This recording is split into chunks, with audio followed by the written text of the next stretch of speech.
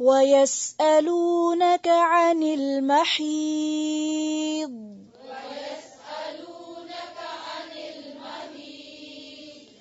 قُلْ هُوَ أَذًى فَاعْتَزِلُوا النِّسَاءَ فِي الْمَحِيضِ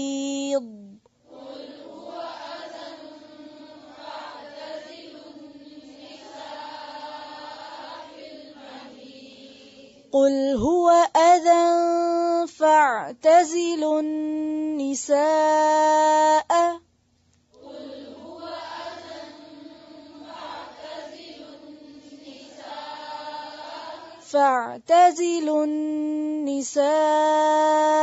فِي الْمَحِيضِ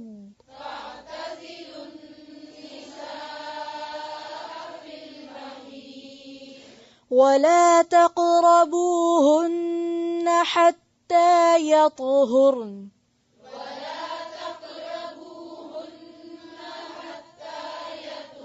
پھر سے پڑھیں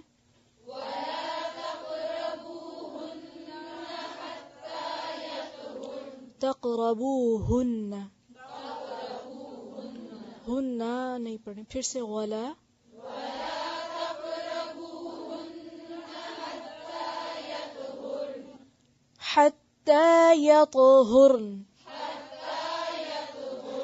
حتى يطهرن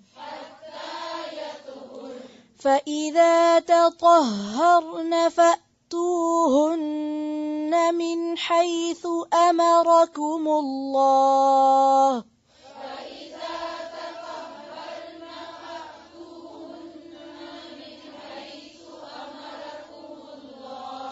فإذا تطهرن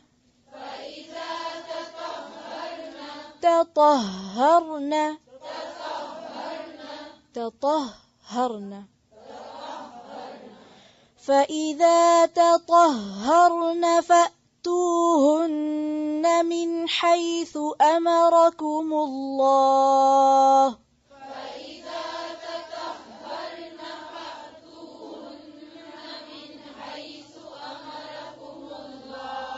تطہرن ایک ہا کو مارک کریں اس کی تشدید کو اور اس کے بعد نون پہ جو زبر ہے اس کو مارک کریں اس کو لمبا نہیں کریں گے پھر سے پڑھیں فَإِذَا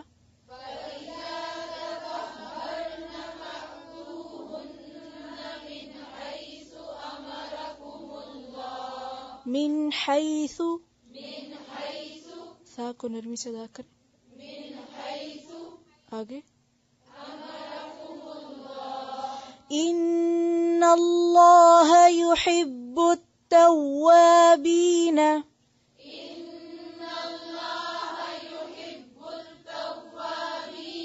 يحب التوابین ويحب المتطہرین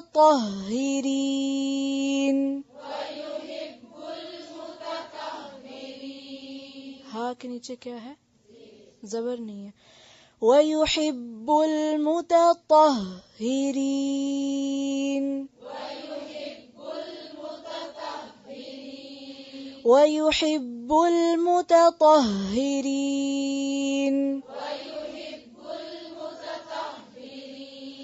إِنَّ اللَّهَ يُحِبُّ التَّوَّابِينَ وَيُحِبُّ الْمُتَطَهِّرِينَ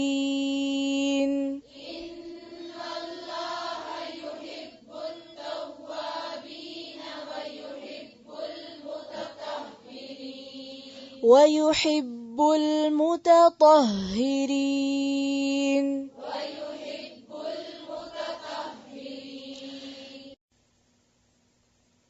وَيَسْأَلُونَكَ اور وہ سوال کرتے ہیں آپ سے کون صحابہ کرام عن المحیض حیض کے بارے میں اب یہ حیض کے بارے میں سوال کیوں کیا صحابہ کرام نے اور سوال کیا تھا بات یہ ہے کہ اہل کتاب کے اندر اس معاملے میں بہت افراط اور تفریط تھی یہود حیض کے دنوں میں عورت کے قریب نہیں پٹکتے تھے بلکہ ایک مخصوص جگہ پر الگ کر دیتے تھے اس کو نصارہ جو تھے وہ ہر طرح کا تعلق حتیٰ کہ جسمانی تعلق کو بھی جائز سمجھتے تھے اب ایک کنفیوژن تھی مسلمانوں کے ذہن میں کہ ہمیں ان دنوں میں اپنی بیوی کے ساتھ کیسا تعلق رکھنا چاہیے، تو اس کی وضاحت کی گئی. وہ سوال کرتے ہیں آپ سے عن المحیض. اب یہ آپ دیکھیے سوال پھر احتیاط اور تقوی پر مبنی ہے کہ کہیں ہم سے کوئی غلط کام نہ ہو جائے، اس لیے ہمیں واضح طور پر بتا دیا جائے. اسی لیے آپ دیکھیں کہ بظاہر یہ سوال ایک شرم والی بات کا سوال ہے، لیکن دین کے معاملے میں، تقوی کے معاملے میں کوئی شرم نہیں. حضرت عائشہ بیان کرتی ہیں کہ نعم النساء نساء الانصار، انصار کی عورتیں کتنی اچھی عورتیں ہیں. لم یمنعہن الحیاء ان یتفقہن فی الدین، کہ حیا ان کو دین کی سمجھ حاصل کرنے میں مانے نہیں ہوتا. وہ دین سیکھنے کے معاملے میں حیا سے کام نہیں لیتی. یعنی وہ سوال جو عام طور پر پبلک میں، یا وہ موضوعات یا وہ ٹاپکس جو پبلکلی ڈسکس نہیں ہونے چاہیے یا مجلسوں کا موضوع نہیں ہونے چاہیے، لیکن دین کی مجلس میں ان کا ذکر کیا جا سکتا ہے. اس میں کوئی عیب نہیں، کوئی قباحت نہیں، کوئی شرم کی بات نہیں. کیونکہ اب یہ ٹاپک شروع ہوگا تو بہت سے لوگ پڑھتے یا پڑھاتے ہوئے بھی ہاں ہو کرنے لگتے ہیں کہ یہ اب کیا باتیں ہونے لگی ہیں. اور یہ قرآن میں یہ بھی لکھا ہوا. ان کے نزدیک قرآن کا تقدس ایک ایسا ہے کہ جس میں بس ایک سپرفیشل قسم کا تقدس. اصل تقدس قرآن کا کیا ہے کہ انسان حقیقت کی دنیا میں رہ کے جائز ناجائز، حلال حرام کے فرق کو سمجھے. تو وہ چیزیں جو انسانی زندگی کا حصہ ہیں، اگرچہ وہ پردے میں ہیں یا شرم کی بات ہے، لیکن جب دین سیکھنے کا موقع ہو تو اس معاملے میں انسان کو اوپنلی بات کرنے کی اجازت ہے. اور اسی لیے اللہ تعالیٰ نے خود قرآن میں اس بات کو کر دیا. اور صحابہ کرام نے نبی صلی اللہ علیہ وسلم سے آ کے پوچھا، اور اللہ تعالیٰ نے حضور صلی اللہ علیہ وسلم کے بہاف پر خود جواب دیا، خود وضاحت فرمائی. ورنہ یہ بھی تو ہو سکتا تھا نا کہ آپ کو مخفی وحی کے ذریعے بتا دیا جاتا اور آپ اپنے الفاظ میں کچھ بیان کر دیتے. اتنا اہم سوال تھا کہ جس پر اللہ تعالیٰ نے خود اپنی کتاب میں ڈائریکٹ الفاظ میں جواب دیا ہے، اور اس کو کوٹ بھی کیا ہے اور مینشن بھی کیا ہے. وَيَسْأَلُونَكَ، اور وہ سوال کرتے ہیں آپ سے عن المحیض، محیض کے بارے میں. محیض جو کہ اس کے دو معنی کیے گئے ہیں. ایک تو محیض مصدر میمی ہے، اور مصدر کی بھی قسم ہے. تو مصدر میمی ہے جو اسم کے معنی میں استعمال ہوا ہے، یعنی محیض کا لفظی معنی اگر دیکھا جائے تو حیض کی جگہ ہے، یعنی جہاں سے حیض آتا ہے. ٹھیک ہے، لیکن یہاں مراد حیض اٹ سیلف. اور حیض کا لفظ کس سے نکلا ہے؟ ہے واو ضاد سے. حوض جس سے آپ لکھتے ہیں، پانی کا حوض نہیں ہوتا جیسے. تو حاضہ کا لفظی معنی ہوتا ہے بہنا. حاضہ بہنا، کیونکہ حیض جو ہے وہ خود بخود بہتا ہے. اب دیکھیں کہ یورین پاس کرنے میں یا باقی جسم سے جو اخراجات ہوتے ہیں، عام طور پر اس میں آپ کا ارادہ شامل ہوتا ہے. ٹھیک ہے، لیکن حیض کے معاملے میں آپ کا کوئی ارادہ اس میں شامل نہیں. وہ خود بخود شروع ہوتا ہے اور آپ اسے جاری نہیں رکھ سکتے، وہ خود بخود بند بھی ہو جاتا ہے. تو حاضہ کا لفظی معنی کیا ہے؟ بہنا، یعنی بہتا خون جو بغیر آپ کے ارادے کے نکلتا ہے مخصوص دنوں میں عادت کے مطابق. اور اس میں ہر خاتون کی عادت مختلف ہوتی ہے. کسی کی ہر مہینے ہو سکتی ہے، اور کسی کی 2 مہینے بعد، اور کسی کی 3 کے بعد، اور کسی کی 6 کے بعد بھی ہو سکتی ہے. اس میں ہر خاتون کی عادت مختلف ہوگی. تو یہاں پر ان کا سوال کیا تھا؟ سوال حیض کے بارے میں کوئی طبی سوال نہیں تھا، بلکہ سوال یہ تھا کہ ان دنوں میں ہمارا اپنی بیوی کے ساتھ تعلق کیسا ہونا چاہیے. کیا ہم اسے بالکل اپنے سے الگ کر دیں، اچھوت بنا دیں اس کو، یا ہم اس کے ساتھ کھا پی سکتے ہیں، لیٹ سکتے ہیں، بیٹھ سکتے ہیں، ٹچ کر سکتے ہیں، بات کر سکتے ہیں. ٹو وٹ ایکسٹینٹ، کس حد تک ہم آگے جا سکتے ہیں. کیا کریں اور کیا نہ کریں. تو آپ سے سوال کیا گیا تو اللہ تعالیٰ فرماتے قل کہہ دیجئے، آپ انہیں بتا دیجئے، ہوا وہ اذن، اذا ہے. اذا کیا چیز ہوتی ہے؟ اذا ہر اس ضرر کو کہتے ہیں جو کسی جاندار کو پہنچتا ہے، ہر وہ نقصان جو کسی جاندار کو پہنچتا ہے. مال کے نقصان کو اذا نہیں کہیں گے، ضرر کہیں گے، لیکن کسی انسانی جان کو جو تکلیف پہنچتی ہے یا نقصان پہنچتا ہے اس کو اذا کہتے ہیں. یہ فرق یاد رکھیے، خواہ وہ جسمانی ہو یا نفسیاتی. تو کیا کہا گیا کہ حیض کیا چیز ہے؟ یہ اذا ہے، دونوں کے لیے ایک تکلیف کی چیز ہے. عورت کے لیے تکلیف کی چیز کیا ہے کہ ایک تو اس کے اندر ایک فزیکل چینج آتا ہے، ہارمونل چینج آتا ہے، مزاج پہ فرق پڑتا ہے، جسمانی تکلیفیں بھی اس میں شامل ہو جاتی ہیں.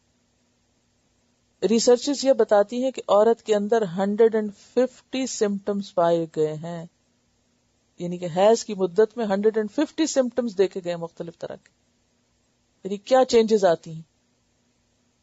نارمل ڈیز کی نسبت حیض کے دنوں میں عورت کے اندر بے شمار تبدیلیاں آتی ہیں، مختلف طرح کی سمپٹمز ملتی ہیں جو اسے صحت سے زیادہ بیماری کے قریب کرتی ہیں، جس میں نفسیاتی چیزیں بھی ہیں، چڑچڑاپن، ڈپریشن، بے چینی، سستی، بلا وجہ رونا، موڈ سوئنگز اور اس طرح کی چیزیں. اور اسی طرح جسمانی طور پر بھی بعض اوقات درد کا ہونا یا ایک اریٹیشن یا خون کا زیادہ بعض اوقات بہہ جانے سے خون کی کمی ہو جانا. تو اس طرح کی بہت ساری چیزیں جو ہیں اس زمانے میں ہوتی ہیں. لہٰذا اس زمانے میں عورت کا لحاظ رکھو، اس کی مخصوص کیفیت کو سامنے رکھتے ہوئے کیا کرو؟ فاعتزلوا النساء، الگ رہو. اب یہاں پر آپ دیکھیے کہ عورت کے لیے تو یہ اذا ہے اور مرد کے لیے بھی اذا ہے. حیض کی حالت میں بیوی سے انٹرکورس کرنا جو ہے وہ مرد کے لیے بھی نقصان دہ ہو سکتا ہے. یعنی مرد کی جسمانی صحت کے لیے درست نہیں، کیونکہ وہ خون جو ہے وہ نجس ہے، یعنی اس میں کئی قسم کے جراثیم ہو سکتے ہیں جو مرد کے لیے فزیکلی نقصان کا سبب بھی ہو سکتے ہیں اور ویسے بھی. تو بیسیکلی یہاں پر عورت کی خاص حالت کو سامنے رکھتے ہوئے، مد نظر رکھتے ہوئے اس کے حق کو بھی پروٹیکٹ کیا گیا ہے کہ اس میں فاعتزلوا النساء. فاعتزلوا کا مطلب کیا ہے؟ بظاہر تو الگ ہے، الگ رہو. عین زے لام کا مطلب ہوتا ہے الگ ہو جاؤ. تو الگ ہونے سے مراد یہ نہیں کہ بالکل اس کو ہاتھ نہیں لگا سکتے یا اس کے ساتھ نہیں بیٹھ سکتے. اس کے بارے میں نبی صلی اللہ علیہ وسلم نے فرمایا اصنعوا کل شیء الا النکاح. مسلم کی روایت ہے سب کچھ کر سکتے ہو سوائے فزیکل ریلیشن شپ کے، یعنی انٹرکورس کے، جس کے لیے عربی یا اردو میں لفظ جماع استعمال ہوتا ہے. تو یعنی جماع کے علاوہ باقی قریب جانا اور باقی شوہر اور بیوی کا جو تعلق ہے وہ جائز ہے. تو فاعتزلوا النساء فی المحیض، تو الگ رہو عورتوں سے محیض میں، یعنی حیض میں. اور یہاں محیض جو ہے حیض کے مقام کو بھی کہا جا سکتا ہے، یعنی اس زمانے میں محیض یعنی جس جگہ سے حیض آتا ہے اس جگہ کے قریب نہ جاؤ، یہ مراد ہے. پھر اگین یہ کہ انٹرکورس منع ہے. ولا تقربوہن، اور نہیں تم قریب جاؤ گے ان کے، نہیں قریب جانا ان کے. اور پھر قریب نہ جانے سے مراد کیا ہے؟ یعنی انٹرکورس نہیں کرنا حتی یطہرن، یہاں تک کہ پاک ہو جائیں، توئے ہیرے یعنی خون بند ہو جائے، یہ مراد ہے. فَإِذَا تَطَهَّرْنَ، پھر جب وہ پاک ہو جائیں. اب ایک دفعہ ہے یطہرن اور دوسری دفعہ ہے تطہرن، ایک ہی روٹ ہے توئے ہیرے، لیکن شیپ کے فرق سے معنی میں فرق ہے. تو تطہر کا معنی ہوتا ہے اہتمام کے ساتھ پاکیزگی حاصل کرنا. مراد ہے غسل جنابت کرنا، نہانا. جیسے سورۃ المائدہ کی آیت نمبر 6 میں آتا ہے وَإِن كُنتُمْ جُنُبًا فَاتَّطَہَّرُوا، اگر تم حالت جنابت میں ہو تو پاکیزگی حاصل کرو. کیا مراد ہے یہاں؟ نہاؤ، نہانا مراد ہے. اور یطہرنا کا کیا مطلب ہے؟ یعنی خون کا بند ہو جانا. اور اس کی علامت کیا ہے؟ حضرت عائشہ بیان کرتی ہیں القصۃ البیضاء، جو ڈسچارج ہے وہ وائٹ ہو جائے. جب عورت اپنے آپ کو چیک کرے تو ٹشو کا یا روئی کا یا کپڑے کا جس سے بھی وہ چیک کرے خود کو، اس کا رنگ نہ بدلے. یہ ہے یطہرنا. اب اس میں آپ دیکھیے کہ یہاں پر میں انڈائریکٹلی آپ کو جو پیریڈز کے باقی احکامات ہیں، یعنی شوہر بیوی کا تعلق تو ایک طرف ہی، لیکن اس مسئلے کا چونکہ عبادات سے بھی تعلق ہے، اس لیے آپ خواتین کو اچھی طرح معلوم ہونا چاہیے کہ پاک ہونے کا مطلب کیا ہے. پاک ہونے کا مطلب انقطاع الدم. انقطاع الدم یعنی خون کا سٹاپ ہو جانا. اور خون کا سٹاپ ہونا ایک تو یہ ہے کہ بلیڈنگ سٹاپ ہونا، اور ایک یہ کہ کلرڈ ڈسچارج کا سٹاپ ہونا. اور اس کے لیے کہ جب عورت اپنے آپ کو چیک کرے تو جس چیز سے وہ اپنے آپ کو چیک کر رہی ہے، دیکھ رہی ہے، اس کپڑے یا ٹیشو کا رنگ نہ بدلے. ٹھیک ہے، یعنی اپنے آپ کو واش کر کے صاف ستھرا کر کے پھر جب وہ چیک کرے تو ٹیشو کا رنگ نہ بدلے. یہ حالت ہوتی یطہرنا کی.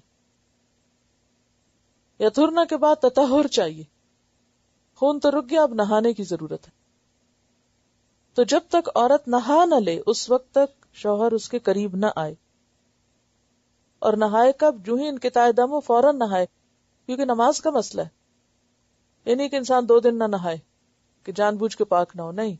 وہ تو شریعت اس سے تقاضا کرتی کہ فوراً، کیونکہ اگر نماز کے وقت کے اندر اس کا انقطاع دم ہو گیا تو وہ اس وقت میں چاہے 5 منٹ رہتے ہیں تو اس کو نماز ادا کرنی ہوگی، اور اگر نہیں کی تو اس کی قضا پڑھنی ہوگی. یعنی کسی وجہ سے اگر ذرا بھی ڈیلے ہو گیا، جیسے گھر سے باہر تھے، گھر پہنچتے پہنچتے نہاتے نہاتے نماز کا ٹائم بہت ہی تھوڑا رہ گیا، 5 منٹ بھی ہے تو پڑھ لیں، اگر 5 بھی نکل گئے تو اگلی نماز سے پہلے اس پچھلی کو دہرا لیں. بہرحال فَإِذَا تَطَهَّرْنَ، جب وہ پاک ہو جائیں یعنی نہا چکے، فَأْتُوهُنَّ، تو آؤ ان کے پاس.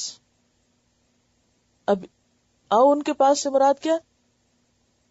جسمانی تعلق قائم کر سکتے ہیں. اسے یہ نہیں کہ حکم دیا جا رہا ہے، اجازت دی جا رہی ہے.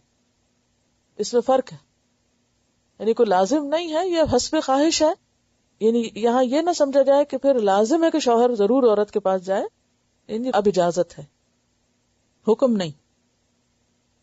فَأْتُوهُنَّ مِنْ حَيْثُ، جہاں سے، یعنی جس جگہ، امرکم اللہ، اللہ نے تم کو حکم دیا.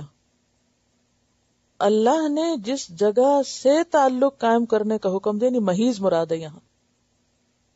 یعنی وہ جگہ کون سی ہے؟ جہاں سے حیض آتا ہے. حیض کی جگہ مراد ہے یہاں من حیث امرکم اللہ. کیونکہ حدیث میں واضح طور پر آتا ہے کہ عمل قوم لوط جیسا فعل عورت کے ساتھ جو ہے وہ حرام ہے. کوئی بھی مرد اپنی بیوی کے ساتھ اس کے پیچھے کی طرف سے یعنی دبر سے نہیں آ سکتا. حدیث میں آتا ہے من اتا امرأۃ فی دبرہا لم ینظر اللہ الیہ یوم القیامہ. جو مرد اپنی بیوی سے اس کی پشت میں انٹرکورس کرتا ہے، یعنی محیض کی جگہ کے علاوہ دوسری جگہ استعمال کرتا ہے، قیامت کے دن اللہ تعالیٰ ایسے مرد کی طرف نظر اٹھا کے بھی نہیں دیکھے گا. بہت بڑا جرم ہے، کیونکہ یہ فطرت کے خلاف ہے، یعنی حرام ہے. اور پھر آپ دیکھیے کہ اگر دبر حرام ہے تو اورل سیکس کہاں سے جائز ہو سکتی ہے؟ یہاں آپ دیکھیے ان الفاظ پہ غور کیجیے، من حیث امرکم اللہ، جہاں سے آنے کا اللہ نے حکم دیا ہے. اور وہ حکم کیا ہے؟ جیسے آگے آیت آتی ہے نساؤکم حرث لکم، تو حرث کیا ہے؟ کھیت. تو کھیت میں کوئی چیز اگائی جاتی، یعنی جس طریقے سے اولاد پیدا ہو سکتی ہے صرف وہی طریقہ فطری ہے، اس کے علاوہ باقی طریقے غیر فطری ہیں، ان کی اجازت نہیں ہے. یعنی من حیث امرکم اللہ، جہاں سے اللہ نے حکم دیا، اللہ نے ایک ہی جگہ کا حکم دیا ہے. ورنہ تو پھر یہ سارا قصہ بتانے کی ضرورت کیا تھی؟ جب حیض آ رہا ہو تو مت جاؤ، اور جب پاک ہو جائیں، یہ سب بتانے کی ضرورت نہیں تھی. پھر یہ کہ اگر حالت حیض میں حیض کی جگہ پہ نہیں جا سکتے تو پھر کوئی اور طریقہ اختیار کیا جائے. تو نہیں، کوئی اور طریقہ ہے نہیں، کسی اور طریقے کی رخصت نہیں، اجازت نہیں. اور ایک طریقہ اختیار کرنے والے پہ تو لعنت کی گئی، اور قیامت کے دن اللہ تعالیٰ ایسے شخص، ایسے مرد کو دیکھے گا نہیں، کیونکہ اس میں عورت کا حق پامال ہوتا ہے. یعنی اس میں صرف مرد کو ہی لطف اٹھانے کا حق نہیں، عورت کا بھی حق ہے. اور اگر عورت کو یعنی مس یوز کیا جائے گا تو اس کا یہ حق مارا جائے گا، اس کے حقوق کی پامالی ہوگی جس کی اجازت نہیں. اور دوسری بات یہ کہ نجس طریقے ہیں، فطری طریقے کے علاوہ ہر طریقہ گندا طریقہ ہے. اسی لیے آگے فرمائے ان اللہ یحب التوابین ویحب المتطہرین، اللہ محبت رکھتا ہے توبہ کرنے والوں سے اور پاکیزگی اختیار کرنے والوں سے. پاک لوگوں سے اللہ محبت رکھتا ہے، گندے لوگوں سے نہیں. گندے طریقے اختیار کرنے والے اللہ کے پسندیدہ نہیں ہو سکتے. تو یہاں پر توبہ جو ہے وہ باطن کی صفائی ہے، کہ پیچھے جو ہو چکا سو ہو چکا، اس سے توبہ کرو، اس سے باز آ جاؤ. یعنی سوال یہ پیدا ہوتا ہے نا کہ اس جگہ توبہ کا ذکر کیوں ہے؟ کہ اگر کسی نے لا علمی میں کوئی غلط کام کر لیا ہے، مثلا لا علمی میں کوئی عورت کے پاس حالت حیض میں اس سے ایسا کر چکا ہے یا کسی اور رستے سے کر چکا ہے، تو اب وہ اس سے باز آ جائے، وہ توبہ کرے، اپنے باطن کو صاف کرے، اپنے ضمیر کا بوجھ دھوئے. وَيُحِبُّ الْمُتَطَہِّرِينَ، اور پاکیزگی اختیار کرنے والوں سے اللہ محبت رکھتا ہے. یعنی یہ تعلق تم پاکیزگی کی حالت میں قائم کرو اور پھر اس کے بعد پھر نہاؤ اور پاکیزہ ہو جاؤ. یعنی کتنی حکمت ہے نا اس آیت کے اختتام میں، کہ اگرچہ یہ یعنی ایک دنیاوی کام ہے، ایک شہوانی فعل ہے، بظاہر دیکھنے میں، ایک بات کرنے میں حیا کی بات ہے، لیکن بات یہ ہے کہ اس معاملے میں صحیح تعلیم کا دیا جانا ضروری ہے تاکہ لوگ طہارت اور پاکیزگی کا طریقہ اختیار کریں. اور اس طریقے کو اختیار کرنے والوں سے اللہ محبت رکھتا ہے. اب آپ دیکھیے اللہ کی محبت، جیسے وہ ایک حدیث میں آتا ہے نا کہ آپ صلی اللہ علیہ وسلم نے جب لوگوں کو بتایا کہ شوہر اور بیوی کا جو تعلق ہے اس کے قائم کرنے میں بھی اجر ہے، ظاہر دنیا کا کام ہے، یعنی سیکشل ریلیشن شپ جو ہے یہ بھی عبادت ہے اسلام میں. تو لوگ اس پہ بڑے حیران ہوئے کہ یہ بھی عبادت ہے، اس میں بھی کوئی نیکی ہے، انسان صرف اپنی ایک جسمانی ضرورت پوری کر رہا ہے. تو آپ نے فرمایا ہاں اگر وہ حرام طریقہ اختیار کرتا تو کیا گناہ نہ ہوتا؟ تو اس نے حرام چھوڑ کے جب حلال طریقہ اختیار کیا تو وہ اللہ کا محبوب بن گیا. اور اگر اس میں انسان غیر فطری اور غیر اسلامی طریقے اختیار کرے گا تو اللہ کا مبغوض بنے گا، اللہ اس کی طرف دیکھے گا بھی نہیں قیامت کے دن. کتنا باریک فرق ہے.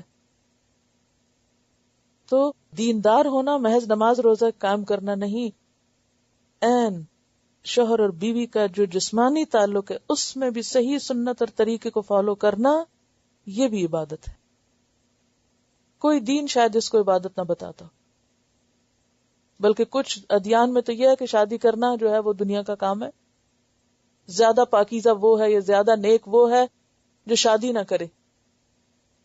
لیکن اسلام میں شادی کرنا بھی عبادت ہے، اور خصوصاً اگر کسی کے حرام میں پڑنے کا اندیشہ ہو. مثلا اگر پتا ہو کہ بچے ایسے ماحول میں رہتے ہیں کہ جہاں ہر طرف گناہ عام ہے، تو اس صورت میں اور بھی بڑی ذمہ داری ہو جاتی ہے. اور اگر کسی شخص کو واقعی خطرہ ہو کہ وہ حرام میں پڑ جائے گا تو ایسی صورت میں نکاح کرنا فرض ہے، فرض کے درجے میں. اس کے لیے باقاعدہ کوشش کرنی چاہیے والدین کو، اور اس میں بلا وجہ تاخیر نہیں کرنی چاہیے. ہمارے ہاں اس کو اتنا مشکل بنا دیا گیا شادی کو کہ اس کے ساتھ دنیا بھر کی رسمیں اور ایسی ایسی مشقتیں قائم کر دی گئی کہ نکاح کرنا ہی مشکل ہو گیا. حالانکہ یہ زندگی کی ایک ضرورت ہے جیسے باقی ضروریات ہے، اس کو ایک نیچرل نارمل طریقے پر ادا کر دینا چاہیے، اور اس کے لیے کوئی بہت بڑے لمبے چوڑے منصوبوں اور اہتمام کی ضرورت نہیں. معیار ایک ہونا چاہیے اور وہ دین ہے، اخلاق اور شرافت ہے. اور اس کے بعد نکاح میں جو چیزیں آپ کو بتائی گئی اس میں تو کوئی لمبی چوڑی رسم مائیوں اور کوئی مہندی اور وہ کوئی شرائط نہ مسنون نہ سنت، کچھ بھی نہیں رکھا گیا، اس کو کوئی بھی درجہ نہیں دیا گیا. ہاں ایک دف ہے کہ بیٹھ کے پارٹی کر لو، کچھ گا بجا لو ایک حدود کے اندر رہ کے، اور اعلان کرو، کچھ کھا پی لو، خوشی مناؤ، وہ سب چیزیں ٹھیک ہیں.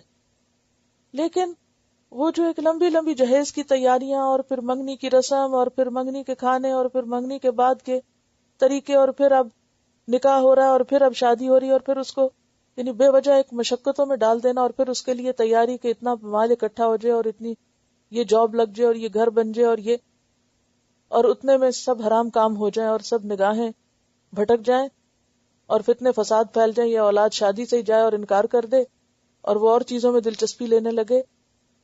تو اس معاملے میں مسلمز کو اپنی نسلوں کی حفاظت کے لیے کانشیس ہونا چاہیے.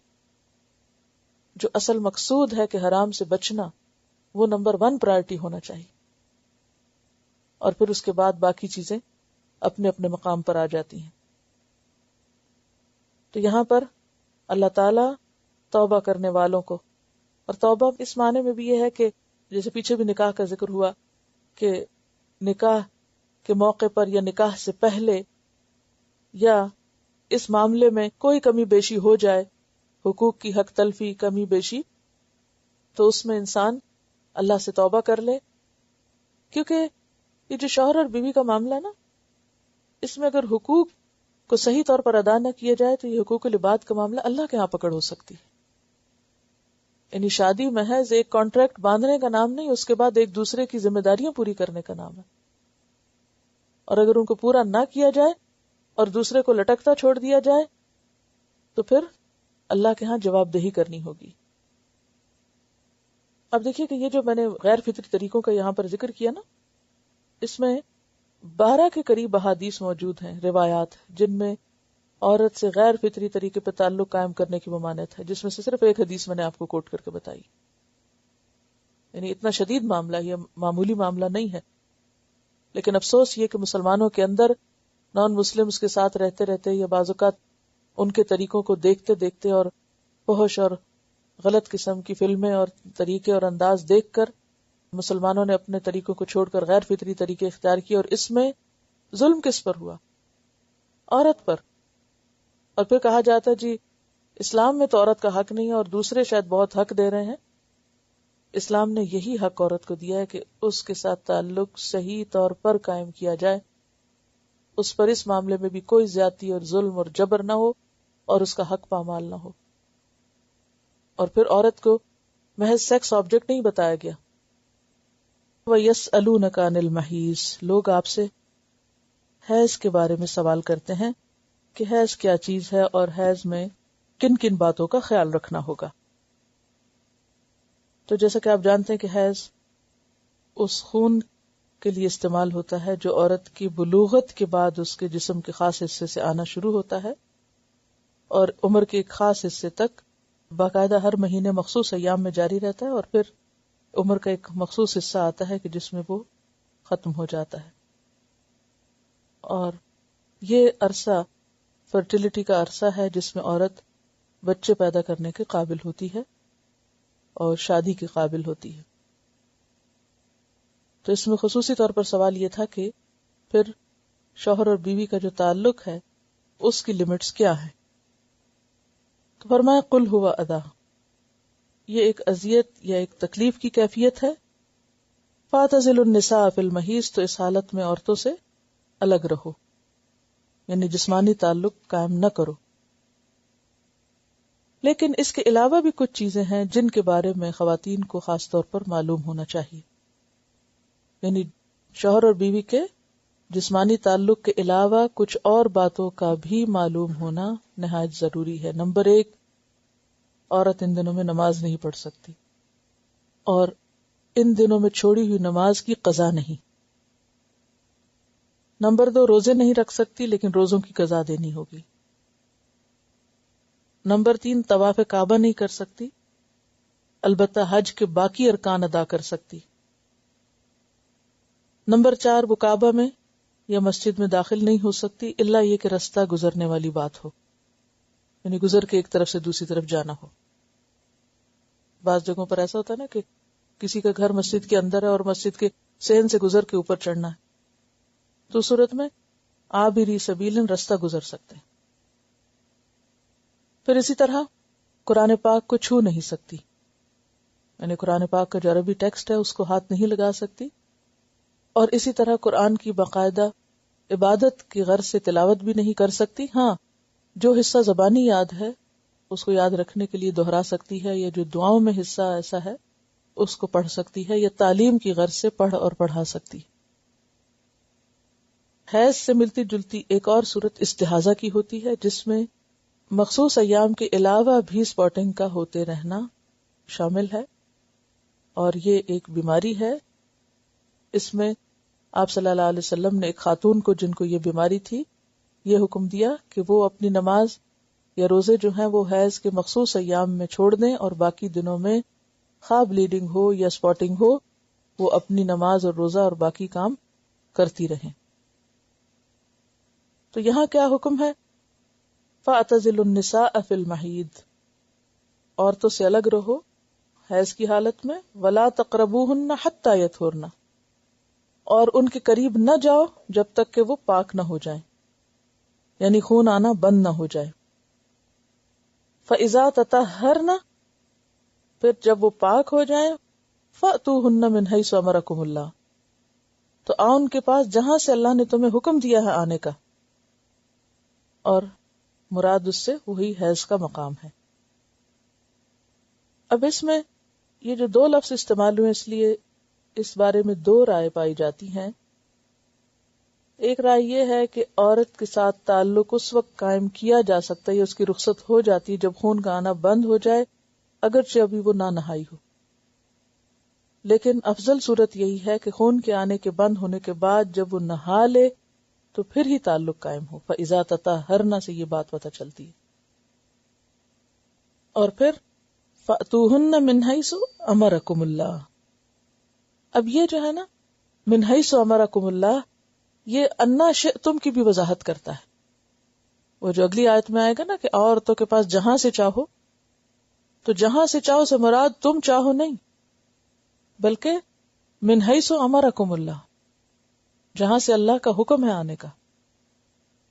ان اللہ، بے شک اللہ تعالی، یحب التوابین و یحب المتطہرین، توبہ کرنے والوں سے اور پاک صاف رہنے والوں سے محبت کرتا ہے۔ اس سے کیا پتہ چلتا ہے کہ اللہ تعالیٰ کو ایسے لوگ پسند ہیں جو پاکیزہ زندگی بسر کرتے ہیں۔